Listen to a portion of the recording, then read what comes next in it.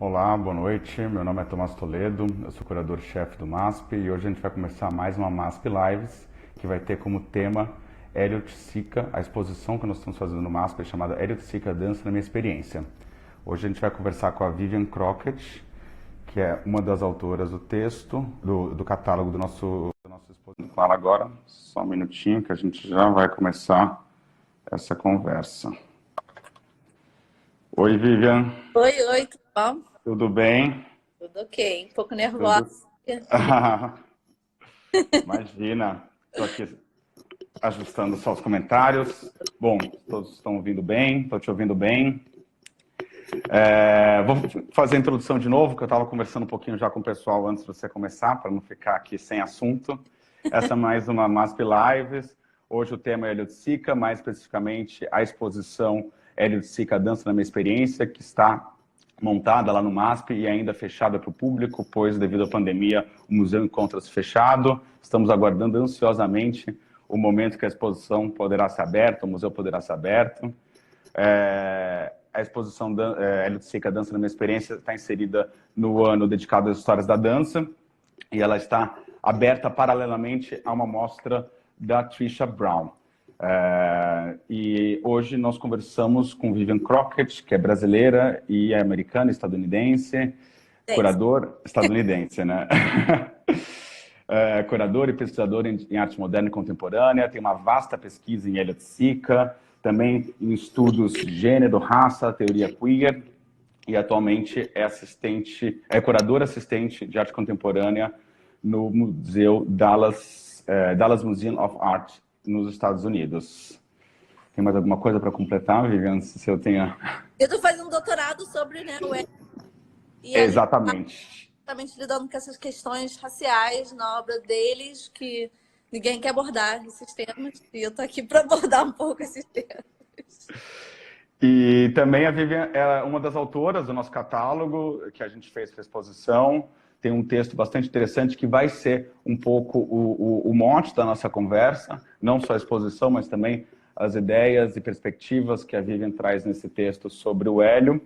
Antes da gente começar, de fato, a nossa conversa, eu queria fazer uma pequena introdução sobre o Hélio, sobre a exposição. Para quem não conhece, o Elliot Sica é um dos artistas mais importantes e radicais da arte brasileira, e tem uma importância não só no nosso contexto brasileiro, mas também internacional, talvez nos artistas brasileiros que tenha alcançado uma maior internacionalização e penetração em museus, coleções, na crítica de arte internacional, na bibliografia sobre arte brasileira. Ele é um nome realmente essencial. Ele iniciou a sua produção dentro do contexto do concretismo, da abstração geométrica, participou do grupo Neoconcreto, participou de um momento essencial da arte brasileira, onde toda essa tradição da arte concreta brasileira estava se formando e criando. Ele era muito jovem, mas estava ali já participando, tinha nem 20 anos completos quando começou a fazer os meta-esquemas.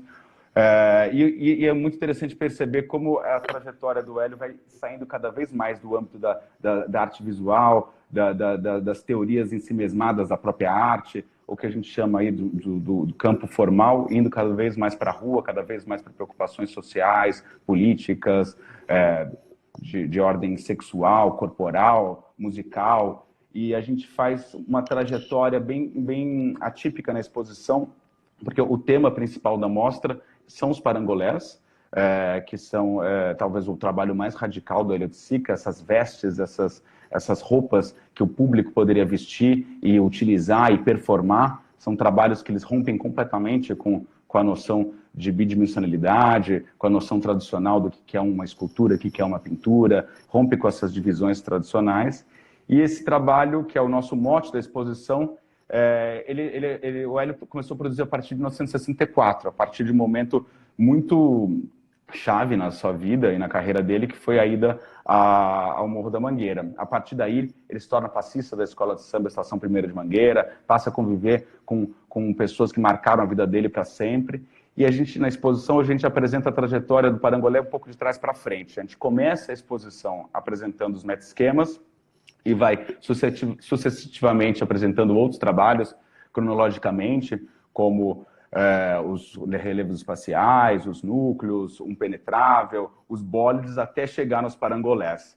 e um pouco a tese que está por trás assim, dessa trajetória, quase dessa genealogia do parangolé, é mostrar que elementos rítmicos, elementos dançantes, elementos coreográficos, musicais, já estavam presentes na obra do Hélio, não, desde o início, mesmo no período mais formal, no período mais geométrico, no período aparentemente mais duro. Aliás, a Vivian está com um ótimo exemplo disso, está com um vestido, uma blusa, não sei exatamente, com uma estampa, um vestido com uma estampa dos meta-esquemas, desse trabalho mais inicial do Hélio de Sica, da primeira metade dos anos 50, da segunda metade dos anos 50, na virada, na verdade, né? E é bem interessante que ela está vestindo o meta-esquema, né? Quase que fazendo uma operação do parangolé com o meta-esquema. E, bom, isso um pouco para mostrar o pano de fundo da nossa conversa, dessa exposição que tem essa tese de aproximar a obra do Hélio para o âmbito da dança, para o âmbito do ritmo e da coreografia, não apenas nesse momento onde isso se mostra de forma mais evidente, mais clara, que é esse momento pós-64, pós-Ida Mangueira, onde os elementos que fazem referência ao samba, às escolas de samba, são muito evidentes na obra. Mas é um pouco o que a gente está querendo mostrar, que já havia uma vontade dessas formas geométricas se mexerem, se roçarem, se tocarem e saírem do campo bidimensional e ganharem um espaço, como de fato ele fez, né, ao fazer os relevos espaciais, os núcleos. E, por último, antes da gente começar, de fato, o nosso bate-papo, eu gostaria de agradecer imensamente ao Projeto Hélio de Sica por todo o apoio na nossa pesquisa, no empréstimo extremamente generoso de diversas obras para a exposição, agradecer aos nossos patrocinadores JP Morgan e Lefosse, e também ao nosso parceiro na exposição, o Museu de Arte Moderna do Rio de Janeiro, que vai receber a exposição depois do MASP. Também queria mostrar rapidamente para vocês, agora já começando mais a se aproximar do bate-papo com a Vivian mesmo, o catálogo que a gente elaborou para a exposição. A gente tem duas versões, uma em português e outra em inglês. Opa, manda uma aí pelo... Segura, pega, você deve estar curiosa, né?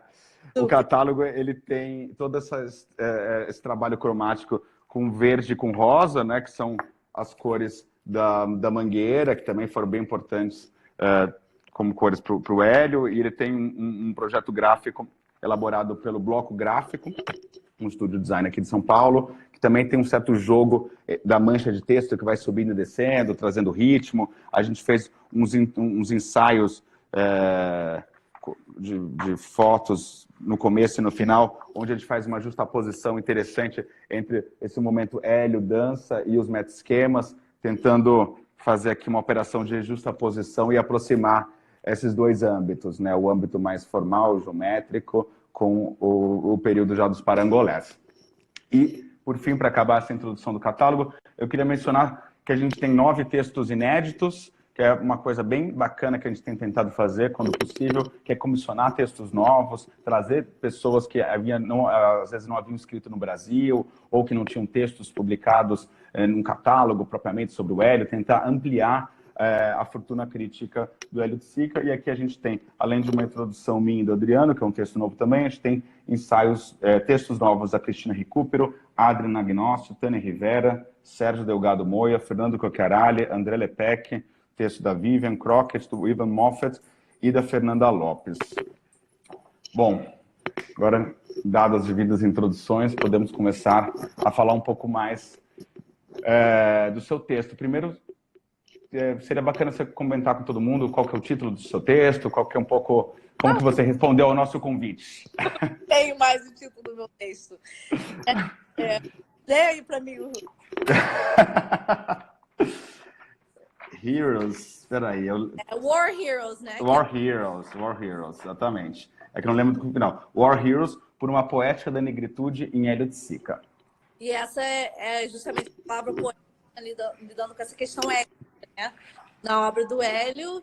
E assim, eu estando o fato que as pessoas realmente querem absolver o Hélio de qualquer privilégio, qualquer benefício racial, ou dinâmica de poder na obra dele ou na vida dele. É importante ter um pouco mais de em torno disso. Eu, claro, amo. Obviamente, sou um pouco obcecada. Estou passando vários anos pensando muito nele. que não se trata de dizer se o que o Hélio fez não deveria ter sido feito, o que ele não poderia ter feito ou dito, não é nada disso, não é questão de apropriação, né? E a gente também não está querendo dar um modo na abordagem do trabalho dele, mas eu acho que as pessoas realmente evitam lidar com essas dinâmicas de poder no trabalho dele. E chega a ser, eu uso a palavra em inglês de denial, porque não existe uma tradução perfeita de denial, né? Essa resistência profunda de lidar com essas questões. Eu diria que a Cynthia Guedes é uma das únicas pessoas que já escreveu um texto assim, que põe um pouco mais de pressão nessa questão. Eu diria que existem dinâmicas de poder entre todos nós, existem dinâmicas de poder entre todos nós temos amizades, relacionamentos interraciais, essa questão, mas eu acho que a leitura do Hélio muitas vezes não tem esse lado, não dá o contexto das culturas muito diversas afrodiaspóricas, e sim lidam muito com o lado mais teórico e o lado mais assim da arte geométrica, do concretismo, né? O concretismo, a favela. E a favela acaba sendo um significante assim, maleável, não tem especificidade histórica, cultural, sociopolítica. Não tem sujeitos que habitam aquilo ali, né? Então, eu queria lidar um pouco com isso e pensar nessa ideia do branco sobre branco. Então, se você quiser falar um pouco sobre o branco sobre branco no contexto da exposição, eu posso falar também um pouco como eu usei esse ponto de partida no meu ensaio para falar um pouco sobre essas questões.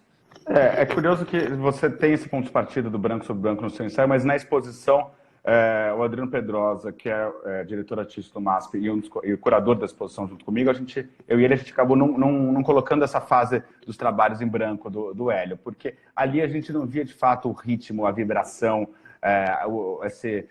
essa certa coreografia das formas que há de fato nos meta-esquemas. Então, cronologicamente, a exposição começa com os meta-esquemas, e mesmo os trabalhos posteriores, os bilaterais, às vezes que estavam ali em volta dos relevos espaciais, meio pensando em cronologia, também a gente não apresentou na exposição por acharmos que eles não tinham essa qualidade tão corpórea, tão dançante no espaço quanto os relevos, que eles não são flats, né? Eles não são lisos, eles têm reentrâncias, eles têm volume, são como se fossem essas dobraduras escultóricas suspensas, assim, né? Mas eu gosto muito como você começa o seu texto trazendo a questão do Malevich, do quadrado negro, que tem uma inscrição que foi descoberta posteriormente. Conta um pouco mais para a gente, que é uma história bastante curiosa e bem interessante. Então, assim, eu falaria também que na exposição, para quem não viu, já tem a exposição virtual lá no site do MASP, dá para fazer uma visita guiada com o Tomás e ver um pouco da exposição, entender um pouco do raciocínio e trajetória da exposição. E assim, uma das obras que aparece que vocês fizeram foi o Penetrável, né? O Penetrável 1. Sim. E logo depois do Penetrável 2 e 3, o Hélio pensa nessa ideia da pureza, né? A pureza é um mito. Sim. Vou pegar aqui e mostrar para o público um Penetrável. A Tropical.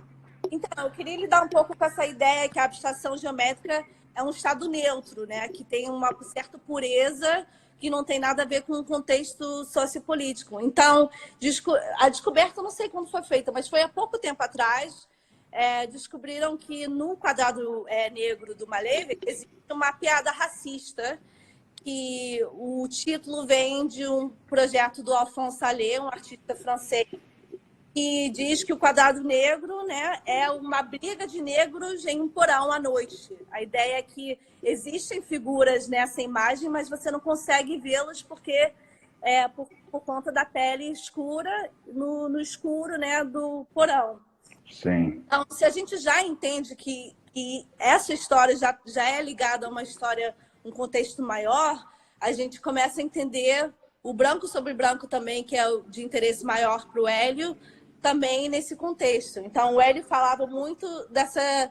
Existia uma certa polaridade até no modo em que o Hélio falava sobre a evolução do parangolé, como o parangolé existia no Brasil e como ele modifica a ideia do parangolé quando ele vai para Nova York. Sim. Parangolé no Brasil é a incorporação, né? A incorporação, a obra sendo incorporado com o corpo. E tem essa fusão entre a obra e o corpo. E com o rock é um total, assim, uma imersão, né, corporal, que ele chama de mergulho do corpo. E existe a obra Mergulho do Corpo também na exposição. Existe na exposição, é um bólide, para quem não conhece, que é uma caixa d'água com a inscrição O Mergulho do Corpo, que é esta daqui, para que todo mundo possa ver. Então, a gente entende, né, que o Hélio amava muito samba, no contexto brasileiro, a gente pode falar bastante sobre isso, e o rock existe como esse outro lado, e as pessoas falam o samba essa coisa da cultura brasileira, né, negra, e o rock é uma coisa queer da cultura branca.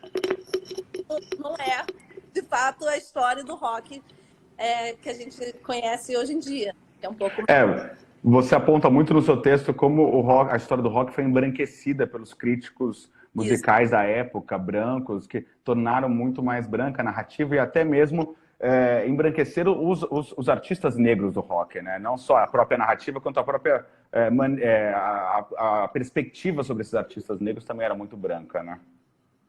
E o Hélio fala muito da importância do Jimi Hendrix, né? Na fase também nos Estados Unidos. E ele fala que existe essa famosa cena, né, do Jimi Hendrix queimando a guitarra durante o festival de Monterey, que existem vários, você pode até assistir no YouTube, você consegue assistir vídeos do Hendrix, e para ele chama isso de uma influência tão importante quanto branco sobre branco. Então, entendendo que as influências artísticas são tão importantes quanto as influências culturais na obra dele. Eu acho interessante também que essa queima da guitarra aconteceu no mesmo ano que a Tropicália, que foi esse evento. E, inclusive, o aniversário do Mick Jagger. O Hélio. Ah, é? O mesmo? Mesmo. E é bem interessante pensar nisso, como o Hélio escreveu diversas vezes, né? Naquele texto que ele fala O que eu faço é música, ele tenta o tempo todo abolir essas divisões entre o que é arte, o que é dança, o que é música, né? Ele tenta colocar tudo numa mesma bacia, né? É bem forte essa maneira que cada vez mais ele vai destruindo essas divisões, né? Não só as divisões dentro da própria a arte visual, né?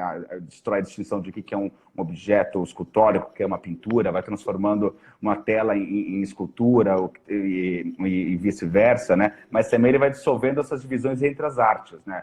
Entre essas artes mais tradicionais, música, dança. Isso é bem evidente quando você vê quanto ele coloca Jimi Hendrix como um ídolo ali para ele, né? Certeza. Não, e também o Mick Jagger, né? As pessoas pensam no Mick Jagger como uma figura da cultura, assim, branca, né? O auge da cultura branca, década de 70 em Nova York. E, na verdade, o Rolling Stones era super, hiper influenciado pelas culturas negras e pelo rhythm and blues. Blues, muito, Muito, né? Muito existem até críticas também, né, de como você menciona isso no seu texto, de como o Jagger foi criticado algumas vezes por talvez se apropriar de gestualidades, de ter uma certa performatividade de dança que vinha da cultura negra, né, da dança negra. Isso vem do Army Baraka, que na época era o Leroy Jones, Sim. que é o pai de uma das minhas professoras da Colômbia. Mas então, eu acho também interessante como foi tão grande a polêmica dessa ideia, né, que o Michael Ashbury diz que o Hélio não tinha... Virou um estresse. É um texto que ficou famoso para quem estuda Hélio de Sica, né, que o Hélio não tinha ginga, né, Mas é engraçado que eu sempre, com as pessoas que eu conversei, que conheceram muito o Hélio, falavam que ele de fato dançava muito bem, que ele era um passista excepcional mesmo. E ele mesmo dizia, não, mas eu era um passista ótimo, era muito bom. Não é nem a questão, né? Mas eu acho que... Claro, não é. Tanto defender o Hélio, não, mas ele dançava assim, tipo, vamos olhar as fotos, olha ele olhando os pés, ele não sabe dançar direito, tipo... Não é, eu acho que para o Ashbury essa não era a questão principal. Para ele é mais essa conotação, né, primitivista, essa ideia da descoberta da favela, que a favela é um lugar onde você entra e você extrai, né? Você coloca suas projeções externas nesse contexto. E eu acho Sim. que o próprio Hélio ia resistir esse tipo de dinâmica, mas isso existe muito na teoria, nos textos teóricos de hoje em dia, e o modo que eles tratam isso como uma coisa assim, né? Eu diria, tipo, não tem uma Mas espécie. como você vê essa questão do Hélio na Mangueira, na favela? Você concorda que havia esse processo de retirar, de extrair, ou você acha que também existia alguma coisa, uma via um pouco mais de mão dupla? Como você vê nesse sentido? Eu acho que, então, para mim, a pressão é na teoria, né? No jeito que a gente fala sobre o Hélio. E a gente sempre diz, nossa, mas o Hélio tem tantas referências. A gente pode escrever assim, pode existir centenas de mais teses sobre o Hélio. Ainda tem muito do que dizer sobre o Hélio. Tipo, mas é que as pessoas só querem ter certas referências. As pessoas querem falar sobre o Arthur, o Malevich, o Mondrian, e tudo isso, mas ninguém quer falar assim um pouco mais sobre outros assuntos. Tipo, as pessoas querem falar sobre o Caetano, mas ninguém fala sobre o Gil, a importância do Gilberto Gil. Não, Sim, sim. tem, né? E tipo, eu adoro essa imagem do Caetano que tá na capa do catálogo e também é reproduzido no meu ensaio também. Existe uma foto dessa série. Eu um pouco mais desse relacionamento do Hélio com o Caetano. A conversa fica um pouco mais interessante, porque eles são justamente esse ponto, né, que muda um pouco essa perspectiva da polaridade entre os dois. Isso é até uma pergunta que eu ia fazer, porque você vê esses dois momentos claros do Hélio, né? A relação com o samba, nessa elaboração inicial dos parangolés, Rio de Janeiro, Mangueira, e uma certa materialidade bem distinta dos parangolés nesse período, com mais elementos como palha, tinha tecido mais cru, como? Juta. Matérias mais, né? Mais brutos, mais grossos, né? E depois, no período de Nova York, uma relação estética e musical muito mais alinhada com rock, e também isso se reflete numa materialidade dos parangolés, né? Ele começa a trabalhar com uma fibra sintética, uma malha, que ela é mais estruturada, ela tem brilho, ela tem toda Você bate o olho e você vê ali que aquilo era algo que não existia no Brasil. Né? Poder comprar um nylon cai bem, né? Para poder fazer parangolés diferentes. E aí ficava essa dualidade entre esse momento do samba e esse momento do rock. E no seu texto você traz o Gil e o Caetano um pouco como dois elementos que quebram essa dualidade. Como que isso acontece para você? Em vários modos, assim, existe também esse momento, esses últimos momentos do Gil e do Caetano no Rio também, né? Que tem essa famosa história dos shows que estavam rolando na sucata e que eles tinham a bandeira, ou seja, marginal, Seja herói, Eu vou até e mostrar aqui. foi uma das muitas causas, mas uma das causas deles terem sido exilados, né, imprisionados e depois exilados.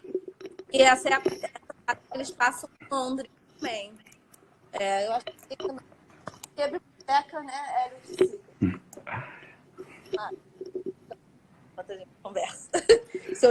Sim, esse é o de Sick em Londres. É bem legal esse livro. E o Hélio também passa um tempo em Londres. Esse é o tempo entre...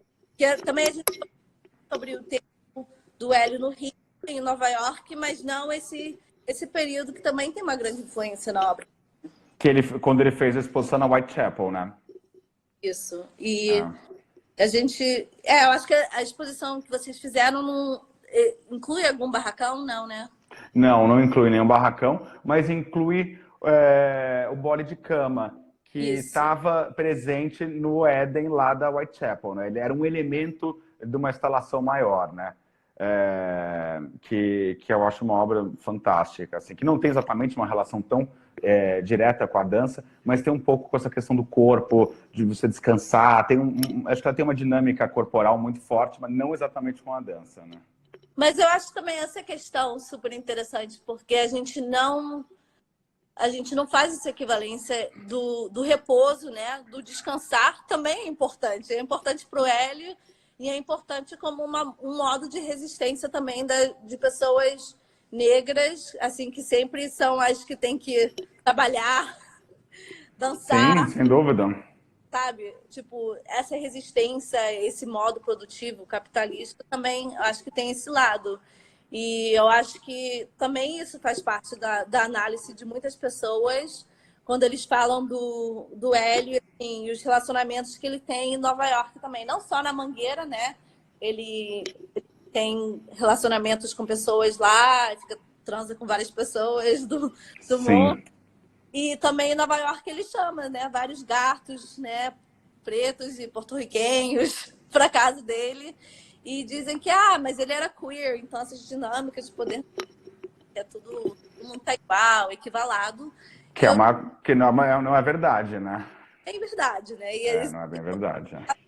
da mesma época que assim, a gente entende essa dinâmica que era super hiper presente, né? É que talvez naquela época isso não devia estar sendo discutido como está sendo discutido agora. A intersecção entre lutas raciais e lutas de gênero e lutas de queers, assim, isso naquela época estava muito mais separado, da mesma forma que o feminismo estava separado em muitas instâncias da luta de classe e por aí vai, né? Eu acho que ali... Também. E eu diria, assim, um exemplo que às vezes eu falo, eu converso um pouco sobre um exemplo paralelo que não é igual, acho que é bem diferente a dinâmica, mas o Warhol, por exemplo, né, na década de 70, mais ou menos na mesma época do Neurótica, faz essa série Ladies and Gentlemen, né? Sim, Eu vi sim. Aqui nos Estados Unidos é um mês de orgulho, um mês inteiro de orgulho. Aqui no Mas, Brasil assim, a gente está tentando fazer assim agora, o mas, mês assim, de junho, né? né, rolou muito dessas imagens, principalmente a Fundação Warhol também postou uma imagem do Ladies and Gentlemen, e tem esse lado positivo que agora a gente tem esses registros de pessoas como a Johnson, ícones, Sim. né? Figuras super importantes na nossa cultura queer e trans. Mas na época o Warhol pagou 50 a 100 dólares para cada mulher trans ou travesti que ele integrou nessa obra. E ele fez foi uma missão e ele ganhou tipo $1 milhão. E essas pessoas eram anônimas, né? E até o título da série, o Ladies and Gentlemen, é uma piada transfóbica, que na época era uma piadinha engraçadinha. Que era passável no circuito, né? E, tipo, a gente pode falar desse contexto histórico, mas muitas vezes, quando as pessoas repostam essas imagens, elas falam, nossa, o Warhol era tão... Olha como ele né, queria retratar essas comunidades, ele só tem essa ótica positiva, e a gente precisa um pouco mais dessa ambivalência que eu falei antes. A gente precisa criticar também, tem esse lado bom, né? Sem dúvida. Isso eu acho que é um caso diferente, mas eu acho que super se aplica para pensar o caso do Hélio, assim, né? É uma boa provocação para pensar o caso do Hélio, que eu acho que também pode também me fez pensar também um pouco como os parangolés ficaram associados também ao corpo negro usando o parangolé, ao corpo negro dançando com os parangolés, cenas que ficaram muito gravadas assim no imaginário de quem acompanha a obra do Hélio, pelos documentários feitos pelo Ivan Cardoso, junto muito com o Hélio, acompanhando o Hélio já no final dos anos 70, né? Depois que o Hélio voltou de Nova York, nessa temporada final dele de vida aí no Brasil, né? E que eles vão até a Mangueira e filmam moradores da Mangueira utilizando os parangolés, performando em cenas e contextos diversos, filmes de várias épocas. Isso acho que é uma questão também na maneira que a obra do Hélio é exposta, apresentada, né? Não, e não quer dizer que ele não tinha essas amizades, esses relacionamentos. Não, E existem ainda pessoas que conheciam o Hélio nessa época, né? O Paulo Ramos é um ótimo exemplo, uma figura super importante que aparece também nas imagens dos registros do HO, fotos do Ivan Cardoso, do Andrés Valentim. Mas ele é uma exceção, assim, Paulo Ramos, Rose Matos, são as únicas figuras que eu consigo pensar, assim, que eu sei o nome e sobrenome. O resto, assim... Sim, É Miro, é o Mosquito, a Nininha, Jerônimo, mas, tipo... E o Aposto nunca é o sobrenome deles, é da Mangueira sempre. É Meninha da Mangueira. E tudo tem a ver com a cultura, né? Tem a ver com... São nomes que se usa dentro de uma escola de samba, você é a pessoa tal da Mangueira, mas Sim. as pessoas não fizeram, não existe esse registro dessas pessoas, mesmo. Por isso que eu uso esse exemplo do Warhol, porque na época o Warhol nem quis anotar os nomes das pessoas que ele convidava. Ele, tipo, Tiveram que ser identificadas depois, né? tipo, só depois que as pessoas foram falando, ah, não, essa pessoa, ela era tipo, super poderosa, ela é ícone, ela era rainha desse clube, era, sabe, tipo, agora a gente tem essa história, mas se as pessoas não querem se aprofundar nessas questões, a análise vai continuar assim mais superficial e vai sempre abordar os mesmos temas e a gente vai escrever os mesmos textos sobre o Hélio, que eu adoro ler, eu vou ler todos os textos sobre o Hélio, mas eu quero que a conversa mude um pouco e fique um pouco mais interessante para mim. Nossa, acho que concordo plenamente com você. E nós também queremos que as leituras do Hélio se ampliem, sobre a obra do Hélio Oiticica se ampliem. Acho que um pouco a vontade que a gente teve nesse catálogo foi isso, trazer várias vozes para realmente tentar sair um pouco de uma abordagem crítica que a gente já vê há bastante tempo. Que não que seja ruim ou boa, mas tentar trazer coisas coisas novas camadas de leitura para a obra do Oiticica. E continuando um pouco nesse tom talvez mais provocativo em relação à obra do Hélio, no seu texto tem uma passagem bem interessante que você aponta de como não havia uma perspectiva racializada por parte do Hélio em relação ao Jimi Hendrix, né? Que em um texto ele fala o jazz e nem a música do Jimi Hendrix não são músicas de branco, de negro, nem de negro, de branco, é universal. Ele dá uma certa relativizada ali, bem escrita de forma bem evidente, não é algo que está escamoteado no texto, ele está escrito nominalmente, assim, né? E você aponta sobre essa questão no seu texto e seria bem interessante compartilhar um pouquinho o que você pensa sobre isso. Até o Hendrix também fala essas coisas, né? O rock não tem cor, o rock é de todo mundo. Ele pensava muito nisso. E ele era super criticado, ele era muito mais criticado do que o Mick Jagger nesse sentido, né? Que ele era ou o pai Tomás, não você, né? O Uncle Tom. Sim, Uncle Tom. Então, seria o pai Tomás, mas o Uncle Tom, né? Ou uma figura hipersexualizada. E até o Hélio falava sobre essa queima da guitarra, o modo em que o Hendrix tocava a guitarra era uma ejaculação em cima da plateia, era uma coisa assim. Uma imagem hipersexualizada, né?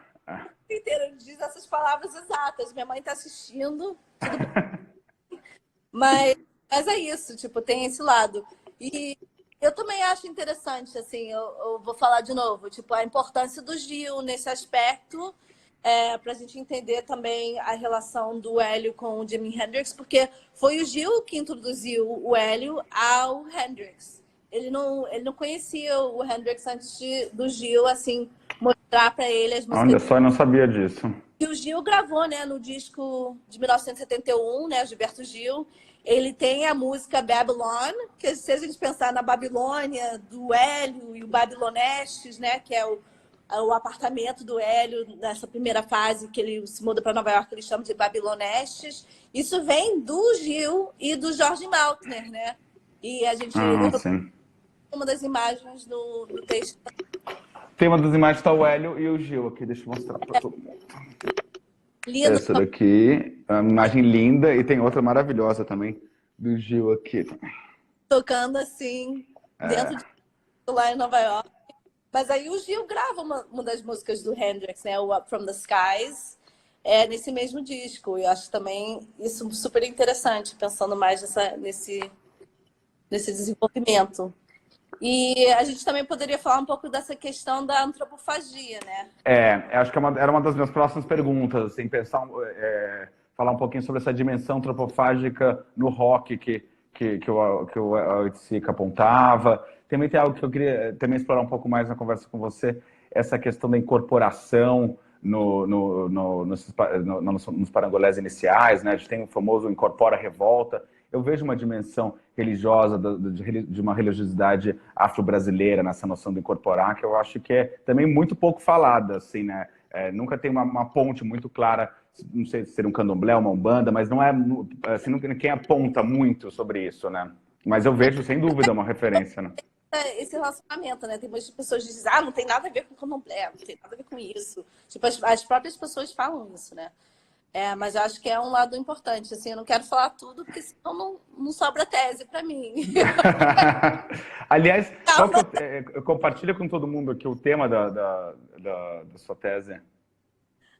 Então, eu estou lidando principalmente nessa fase de Nova York, tentando brincar um pouco com essa ideia do queer, né? E que também, do mesmo modo que a geometria é uma coisa neutra, o fato do Hélio ser queer elimina qualquer crítica, qualquer conversa sobre essas dinâmicas. E ele também lidando com a realidade de ser um imigrante numa comunidade em Nova York, e ele tem assim certas limitações também. Ele próprio, mesmo sendo um homem, né, racializado como branco no Brasil, ele vindo para Nova York, ele se sente um pouco mais numa situação diferente. Ele escreve um pouco sobre isso. Eu acho que é nessa fase que ele fala um pouco mais sobre essa questão da classe, né? Porque nas cartas que ele escreve para Lydia Clark na década de 60, quando ele estava visitando a Figueira com mais frequência,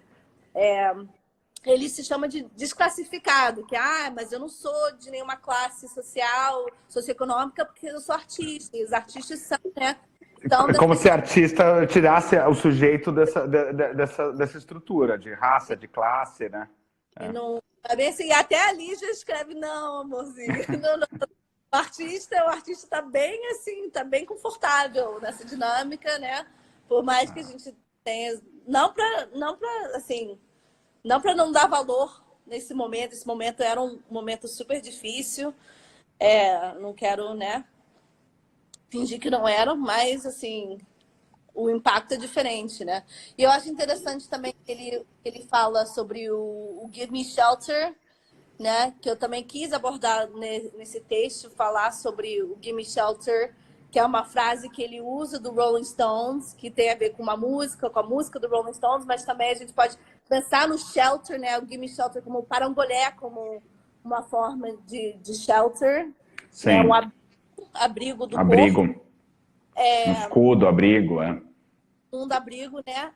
E eu penso muito nesse filme do Maisel Brothers, dos irmãos Maisel, que se chama Give Me Shelter, que a ideia é um show, né, que acontece em Altamont, mas durante a performance do Rolling Stones, os Hells Angels, né, o grupo Hells Angels, eles assassinam um jovem negro de 18 anos, um homem super jovem, que se chamava Meredith Hunter. E essa acaba sendo o foco do filme, né? Esse é o auge do filme, depois de ver vários shows, você vê o Jefferson Airplane e tal. Aí, no final, ocorre esse assassinato desse jovem. E, tipo, pensando nessas ideias, né, das vidas negras no contexto do rock, no contexto do samba, existe uma consequência realmente real, né, material nas vidas negras em relação a essas ideias teóricas, não são só teorias, são né, essa inter-relação entre a arte e a vida, existe vidas. Sim, vidas que são impactadas por isso, como no caso desse filme. E acho que vamos voltar de novo para a questão da antropofagia, porque a gente acabou indo para outros assuntos e se perdeu, que é algo que me interessa bastante. Mal. Imagino que é você também. Eu começo a mergulhar aqui um pouco e eu vou em várias ideias. Não, então, eu acho que é relacionado ao que eu já estou falando, essa questão, tipo, a antropofagia. Quando o Eli fala da dinâmica, né, da dimensão antropofágica do rock, ele diz que elimina todas as músicas locais, você não tem mais referências locais ou específicas, porque é tudo, né, pelo rock.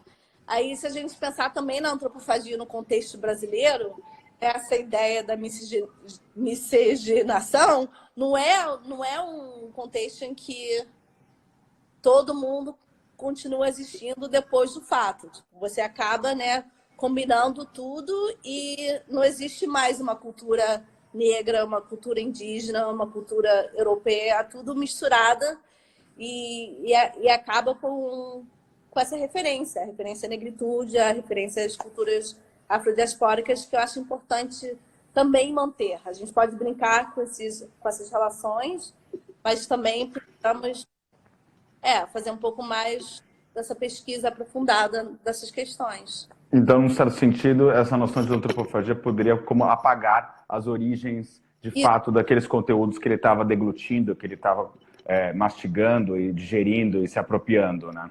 O que a gente digere, o que a gente come, não sai do mesmo modo. Sem dúvida. Eu acho que no Eliot tinha um pouco, às vezes, isso, né? Ele de trazer para a obra dele, e na obra dele ele reagrupar de uma outra forma, com outros significados ao lado, e muitas vezes perdeu o fio da meada de onde ele tirou aquela noção, de onde veio aquilo, né? E isso não é ruim ou mal, né? Eu acho que isso é um lado bom. Esse é o fascínio com a obra do Hélio, porque tem tantas referências, é tão incrível. Você pode passar, assim, muito, muito tempo, assim, lendo cada... Não, haja texto, né? Principalmente na série. De fato, né? E assim, a produção crítica do Hélio sobre a sua própria obra é uma coisa, assim, realmente é muito impressionante, né? E desde novo, as inúmeras referências que ele traz para os próprios textos, né? De fato, ele tinha uma erudição impressionante mesmo, assim, desde muito jovem, né? E ele vai ampliando, né, o leque, né, de onde ele vai recebendo essas informações, né? Inicialmente mais acadêmico, mais europeu, mais tradicional no sentido artístico, e depois cada vez mais amplo, diverso, plural, né? E eu me identifico muito com isso, né, também, porque ele escrevia textos bilíngues, né? Ele escrevia em inglês e português ao mesmo tempo, e tem esse lado, assim, dessa mistura, né?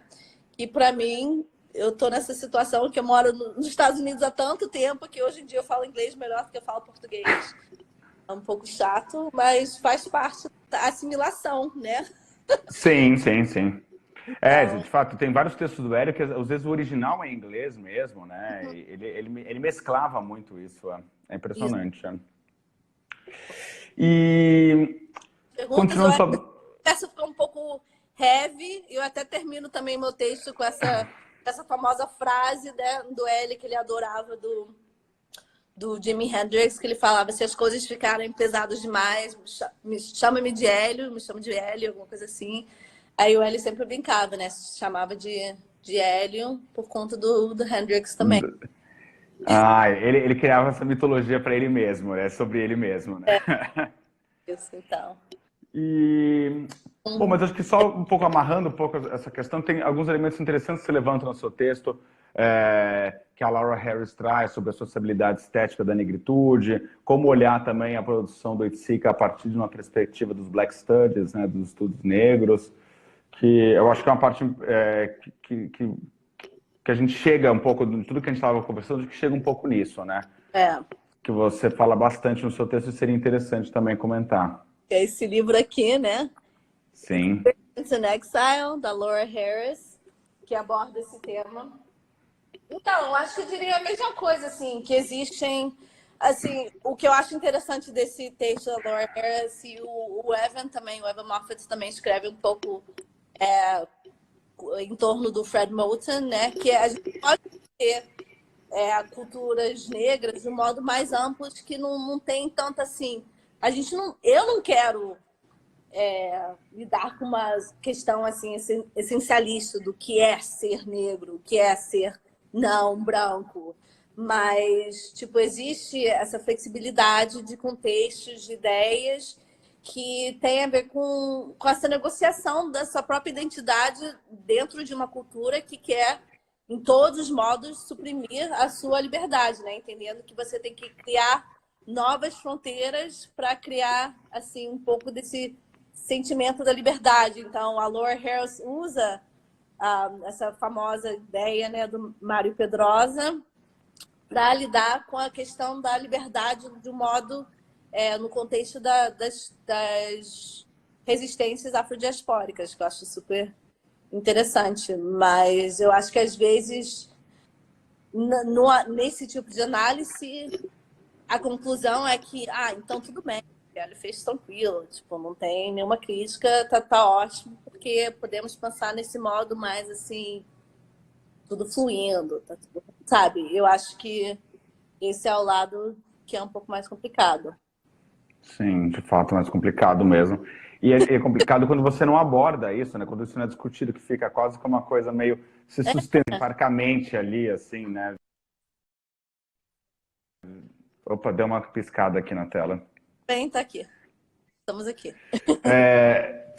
E também, eu acho que um outro elemento importante na estrutura do seu texto, e acho que também, obviamente, na obra do Hélio, são os trabalhos em torno da Cosmococas, né? Que eu acho que ele retoma a figura do Jimi Hendrix, ele também retoma, ele traz elementos também da vida dele, que o Hélio falava de cocaína de forma aberta, você vê registros, textos falando onde ele tinha uma relação com a droga bastante aberta, e ele recobre, junto com o Neville de Almeida, né, faz essas quase que máscaras em cima do Jimi Hendrix. Tem uma questão bem peculiar, né, de fazer uma máscara em cima do rosto do Jimi Hendrix, né? Incrível, eu adoro todas essas obras. E ele também está tentando, né, criar com as experiências das Cosmococas, ele quer meio que criar uma manifestação de como é estar na influência das drogas. Tipo, ele quer criar esse mergulho do corpo, né? Literalmente, existe até uma dessas obras que tem uma piscina mesmo de água, onde a gente entra, existe esse mergulho do corpo. Sim, tá no Iotim, né? É uma das instalações que tem no Iotim, né? Que tem a piscina mesmo, né? Tem as com as redes, né? Que tem a música do Jimi Hendrix ao fundo, que você também tem um mergulho diferente no corpo do que a piscina, mas tem um deitar e se soltar na rede, né? E a rede também é esse símbolo, né, da cultura brasileira, no sentido mais amplo, mas tem também outros contextos, né? Assim, a exposição à mão do povo brasileiro que você fez, e no Bobagem a gente também lida com a rede também como um aspecto da cultura indígena brasileira que hoje em dia faz parte da cultura brasileira, assim, em geral, de modo geral. Mas Sim. eu acho que tipo, existe esse lado formalista das cosmococas, que eu acho super interessante, né? A manipulação da cocaína na superfície de discos e de livros, né? Também do John Cage, Yoko Ono, etc. Mas existe esse lado sociopolítico, que o Max Cruz, meu amado, beijos, Max, ele lida com essa questão, ele entrevistou, né? E falou, ele fez uma forma de heliotape, né? Várias entrevistas com o Neville, e o Neville fala que também existe esse lado sociopolítico em questão da cocaína, porque para o Hélio, assim, o relacionamento do Hélio com a cocaína também é uma coisa polêmica, né? Existem pessoas que querem dizer, mas ele não era dealer, né? Como é que não era dealer. É um traficante. Ele era traficante. Eu não vou dizer se ele era ou não era. Isso não é problema meu, isso não é questão. Mas, assim, ele dependia de uma economia também subterrânea, né? Um black market, literalmente, para poder ter dinheiro, né?